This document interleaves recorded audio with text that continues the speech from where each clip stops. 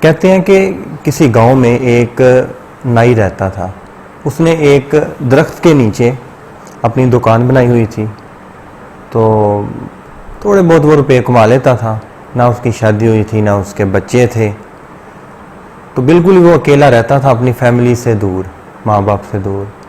وہ رات ہوتی تو کسی بند سکول کے آگے اپنا وہ بستر بچھاتا، تکیہ رکھتا اور سو جاتا. اور صبح اٹھتے ہی وہ درخت کے نیچے اپنی نائی کی دکان کھول لیتا. کہتے ہیں کہ ایک مرتبہ بہت زیادہ بارشیں ہوئی اور گاؤں میں سیلاب آ گیا، اور اس کے پاس سے لوگ تیزی تیزی سے گزرے اپنے جو سامان چیزوں وغیرہ کو بچانے کے لیے.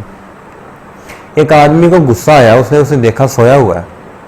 اس نے اسے ٹھوڈا مارا، اسے ساڑی جان تے بنی ہوئی ہے، تو اتھر مان نال سونا پیا.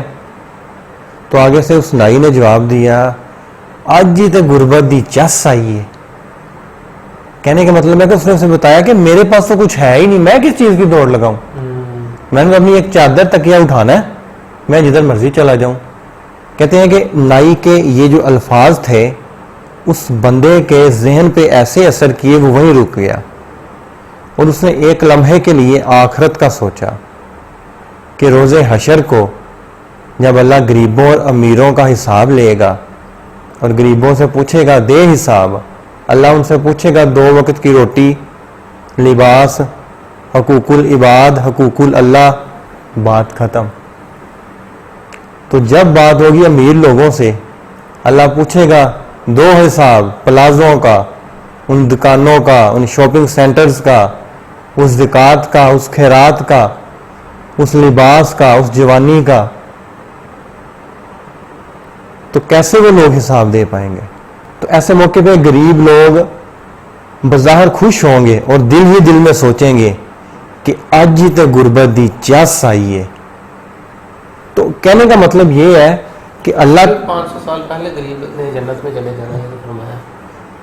یہ ساری بات سنانے کا مطلب یہ ہے کہ اللہ تعالیٰ نے انسان کو جس حالت میں رکھا ہے، پہلے تو اس حالت میں رہ کے اللہ کا شکر ادا کرنا ہے. اور اگر کوئی چیز اس کو محسوس ہوتا ہے اس کے پاس نہیں ہے تو اس میں وہ صبر کرے. تو اسی طرح اگر اللہ نے کسی کو بہت زیادہ مال و دولت دے رکھی ہے تو اسے بھی اللہ کی امانت سمجھتے ہوئے اسے استعمال کرے، کیونکہ ایک دن اس نے بھی مر جانا ہے اور اس نے بھی قبر میں خالی ایک کفن لے کے جانا ہے. تو میری سب سے درخواست ہے، چاہے وہ غریب ہو یا امیر ہو، وہ حقوق العباد اور حقوق اللہ کو پورا کرنے کی کوشش کرے اور یہ دنیاوی لالچ میں نہ پڑے. اللہ تعالیٰ ہم سب کا حامی و ناصر ہو، اور اگر اس گفتگو میں کہیں کوئی غلطی ہو تو اللہ معاف فرمائے. السلام علیکم.